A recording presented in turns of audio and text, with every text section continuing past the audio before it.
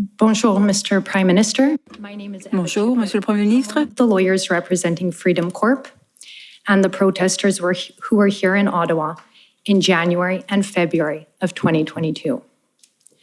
I want to first talk to you about the events that led up to the invocation of the Emergencies Act. You would agree with me that the Emergencies Act was invoked on Valentine's Day, Monday, February 14th, correct? Yes. And you are aware that this commission has received evidence from the police and other witnesses that on Monday, February 14th, the Ambassador Bridge was reopened, as was Coots. All the borders were reopened, correct?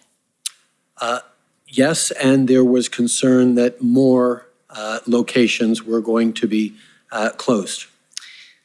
Coots didn't open till Tuesday. Okay, well, we'll review the record for that.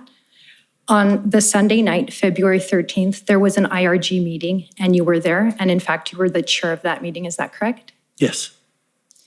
And at the IRG meeting, you were advised that there was a breakthrough agreement between the Mayor of Ottawa and the convoy organizers to move trucks out of the downtown residential areas. Isn't that correct? That is not how I remember it, no. Okay, well, I can advise you that at the inquiry, it was confirmed by the documents your officials filed here and by witnesses, namely Jody Thomas. She confirmed that at that IRG meeting, you were briefed that there was an agreement with the mayor. Does that, do you recall that? With whom? With the mayor and who? Some of the convoy organizers. Which ones? Well, Tamara Leach, who's present here in this room, signed a letter. It was made publicly available on the news on Sunday, February 13th, and you were advised of that agreement at the IRG meeting. And we were also advised that that agreement wasn't holding and that many of the convoy had decried it as fake news and not actually an agreement that they would abide by. And you learned that on Twitter, is that correct? No, we learned that at the IRG. By whom? By our elected officials. Thanks. And now you should be aware that this commission has also received evidence from city officials and others that the next day, on Monday the 14th, over 100 protest vehicles had moved out of the downtown residential areas under the mayor's agreement prior to your 4:30 p.m. announcement invoking the Emergencies Act. Is that right? I can't speak to that, but I'm sure others have or will. They have.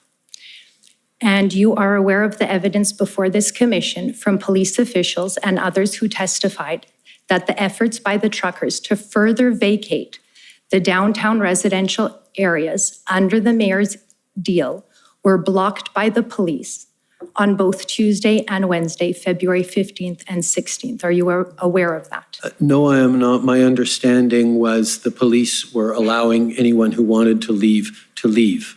Okay. Would you agree with me that it would have been a far better outcome if you and your colleagues would have allowed the de-escalation agreement with the mayor to be completed, and there would have been no need to invoke the extraordinary powers of the Emergencies Act, including the significant and violent police actions and freezing Canadians' bank accounts? If I could interrupt, Commissioner, it's Brian Gover on behalf of the Government of Canada. The agreement was to move the protesters to Wellington. My friend is misstating the evidence in my submission. I could provide some clarity. Okay, go ahead. It's very well known in the agreement with the mayor that it was to remove vehicles from the downtown residential areas, and yes, Mr. Gover, thank you, to move to Wellington, but out of residential areas apart from Wellington, so thank you. Can you now, are you able to answer the question? I believe the answer was no, but you can repeat the question if you like. Sure. If you had allowed the de-escalation agreement, in other words, moving trucks outside and other protest vehicles outside of the downtown area, there would be no need to invoke the Emergency Act. Mr. Commissioner, I object again because characterizing this as a de-escalation agreement in my submission is a misnomer. This was an agreement that didn't hold, but it was to move vehicles from residential areas to Wellington Street. Well, I'll let the question stand. I think it's a question of interpretation. Go ahead. So, no, I don't agree. Thank you.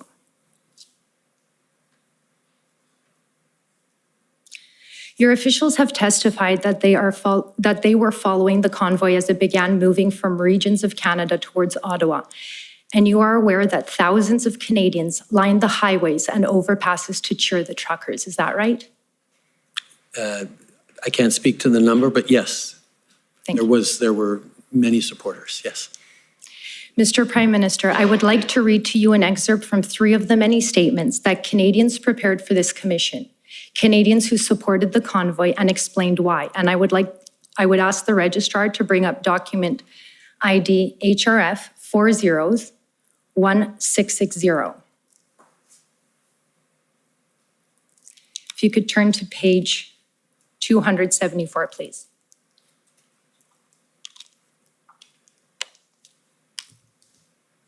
And while that comes up, I'll just start reading the statement. 274.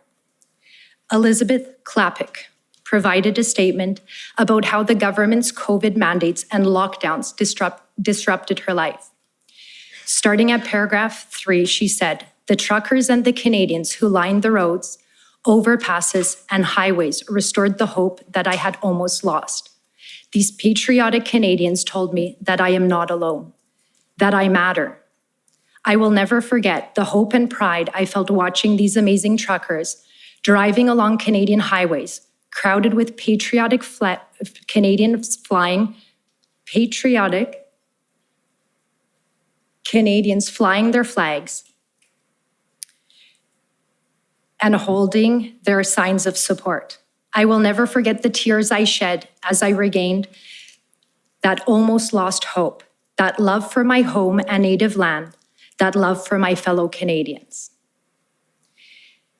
At page 235, Ottawa resident Karen Hanna, who obtained a sociology degree from Ottawa University, starting at paragraph 5, stated, "For months, the leader of our country publicly shamed people like me and my husband.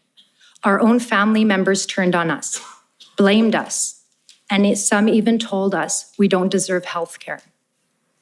Paragraph 17. "One of my most emotional moments was dancing on Rideau Street beside a local man. He had tears streaming down his face. All he wanted was a hug. It was very overpowering for him. I met a girl, 22 years old, who just hopped in her car from Winnipeg and just kept driving. She stayed the entire time. I met people who were like family to me. People who gave up everything to come to Ottawa for justice and an explanation."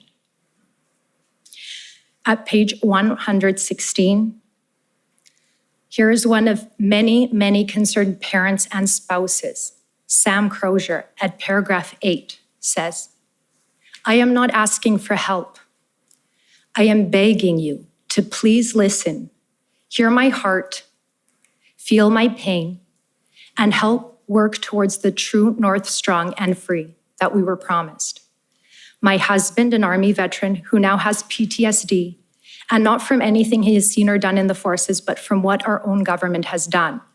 Our government has destroyed my life.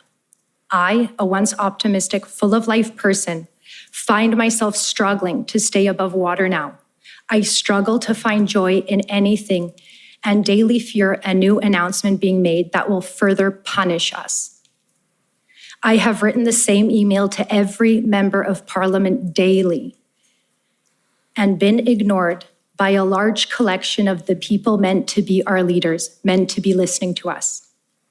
Mr. Prime Minister, you have now heard the statements from some of the many concerned Canadians who felt compelled to support the protesters.